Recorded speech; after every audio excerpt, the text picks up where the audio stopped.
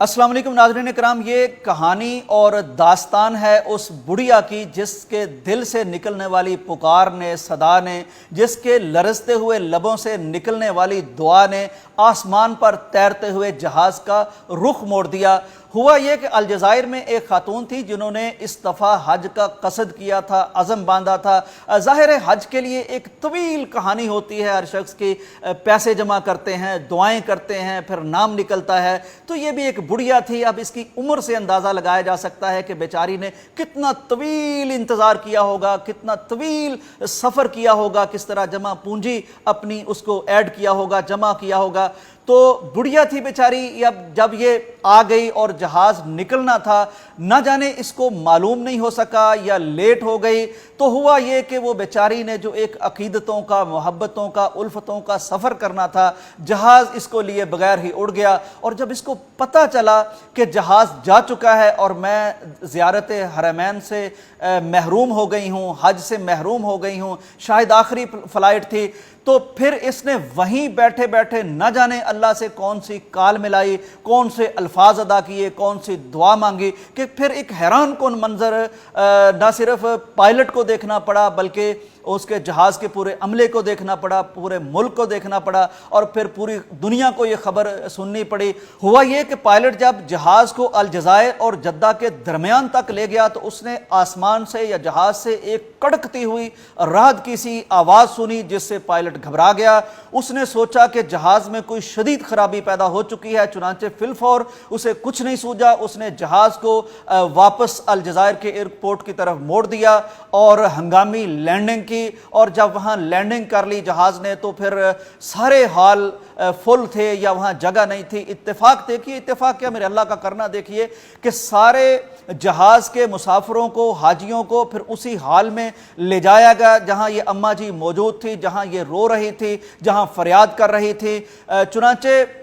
عملے کو وہاں بٹھایا گیا، سواریوں کو بٹھایا گیا، اور وہ جو ٹیکنیکل عملہ تھا اس کو جہاز کی طرف بھیجا گیا کہ اس کو چیک کریں کہ ایسی شدید آواز کیوں سنائی دی گئی ہے۔ کچھ دیر کے بعد جہاز کے ٹیکنیکل عملے نے پوری مانیٹرنگ کے بعد اور اس کو دیکھنے کے بعد انہیں بتایا کہ جہاز بالکل اوکے ہے، اس میں کوئی ایسا مسئلہ نہیں ہے، کوئی خرابی نہیں ہے۔ چنانچہ دوبارہ سے جب سواریوں کو بٹھایا گیا تو اس اماں جی کو بھی اس کی سیٹ مل گئی اور وہاں یہ بیٹھی اور جہاز عازم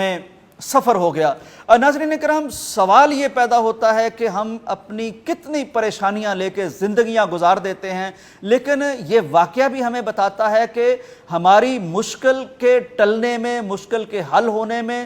صرف ہمارے دو لفظ، ہمارے لرزتے ہوئے دو لب، یہ بس اللہ کے سامنے ہونے چاہیے۔ اللہ تعالیٰ جہازوں کے رخ موڑ سکتا ہے، دریاؤں کے رخ موڑ سکتا ہے۔ اب مجھے وہ واقعہ یاد آ گیا، امام قرطبی نے تفسیر قرطبی میں اسے ذکر کیا ہے۔ بنی اسرائیلی روایات میں سے ایک روایت ہے، اس کو تمثیل سمجھ سکتے ہیں، واقعہ سمجھ سکتے ہیں، لیکن اس کا مفہوم بڑا شاندار ہے۔ ہوا یہ کہ شدید قحط کا معاملہ پڑ گیا بنی اسرائیل میں، سیدنا موسیٰ علیہ السلام اس وقت موجود تھے، تو بڑا قحط کا مسئلہ تھا، طویل عرصے سے بارشیں نہیں ہو رہی تھیں، فصلیں تباہ ہو رہی تھیں، جانور پیاسے مر رہے تھے، انسان پیاسے مر رہے تھے، بڑا طویل عرصہ تھا، لمبا عرصہ تھا، کوئی 20-30 سال بارشیں نہیں ہوئی تھیں۔ چنانچہ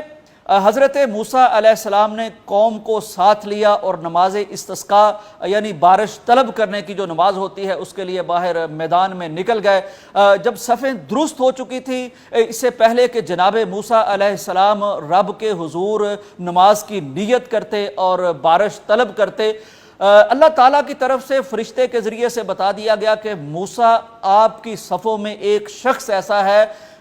جس سے ہم روٹھے ہوئے ہیں، جو ہم سے دور جا چکا ہے، ہمارا نافرمان ہے، سرکش ہے۔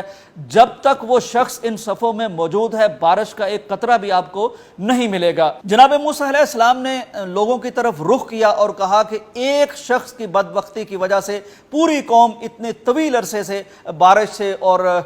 تائید ایزدی سے، رحمت ایزدی سے محروم ہے، چنانچہ وہ باہر چلا جائے۔ ناظرین، دلچسپ بات یہ ہوئی کہ جب یہ اعلان ہو گیا، وہ شخص سمجھ گیا کہ وہ بدبخت، وہ منحوس میں ہی شخص ہوں۔ چنانچہ اس نے سوچا کہ آج اگر پوری قوم کے سامنے میں باہر نکلتا ہوں تو پھر میں اس قوم کے ساتھ کیسے جی سکوں گا، میں تو بدنام ہو جاؤں گا اور میں نامینیٹ ہو جاؤں گا اور لوگ کہیں گے کہ یہ وہ بدبخت آدمی ہے۔ وہیں کھڑے کھڑے اس نے دل ہی دل میں اللہ کو پکارا، لب نہیں ہلے، ہاتھ دعا کے لیے نہیں اٹھائے، دل ہی دل میں خدا کو یاد کیا، کہنے لگا کہ یا اللہ میں واقعتاً تیرا نافرمان ہوں، تجھ سے دور ہوں، گنہگار ہوں، سیاکار ہوں، لیکن آج میری عزت تیرے ہاتھ میں ہے، اگر میں یہاں نکل گیا تو میری زندگی برباد ہو کے رہ جائے گی، تو مجھے معاف کر دے۔ اب یہ کلمات اس نے سوچنے کی دیر تھی کہ بارش ٹپا ٹپ برسنا شروع ہو گئی۔ جناب موسیٰ حیران ہوئے کہ یا اللہ کہاں وہ بات آپ نے فرمایا تھا کہ ایک شخص جب تک ان صفوں سے نکلتا نہیں ہے تب تک بارش نہیں ملے گی، اور کہاں یہ بات کہ کوئی شخص باہر نکلا بھی نہیں، ہم نے نماز کی نیت باندھی بھی نہیں، ہم نے استسقاء یعنی بارش طلب کی بھی نہیں، تو آپ نے بارش برسا دی ہے۔ اللہ تعالیٰ کی طرف سے بتایا گیا کہ موسیٰ ہمارا وہ بندہ اب ہم سے صلح کر چکا ہے، ہمیں پکار چکا ہے۔ جناب موسیٰ نے کہا یا اللہ چلیں ٹھیک ہے، اس کا بتا تو دیجئے کہ وہ کون شخص تھا۔ تو لکھنے والوں نے لکھا ہے کہ اللہ تعالیٰ کی طرف سے کہا گیا موسیٰ اس کو بدنام اور آشکار اور عیاں تو ہم نے تب بھی نہیں کیا تھا جب ہمارا وہ نافرمان تھا، اب تو وہ ہم سے صلح کر چکا ہے، توبہ کر چکا ہے۔ تو ناظرین کرام، یہ سیدنا موسیٰ علیہ السلام کا دور ہو یا آج کا دور ہو، ہمارا اور خدا کا تعلق اتنا ہی حسین، اتنا ہی خوبصورت اور اتنا ہی قریبی ہے۔ اللہ کی قسم ہے، آپ اپنی جتنی بھی مشکلات ہوں، آپ کی مشکلات کے جہاز، آپ کے ارادوں کے جہاز، آپ کی خوشیوں کے جہاز کہیں بھی اڑ چکے ہوں، آپ صرف سچے دل سے اپنے اس رب کو کبھی پکاریے، یقین کیجئے اس کی طرف سے پھر اس طرح رحمت اترے گی کہ آپ اور دنیا سب حیران رہ جائیں گے۔ اسی پیغام کے ساتھ آپ سے اجازت چاہتا ہوں، اجازت دیجئے، اللہ حافظ۔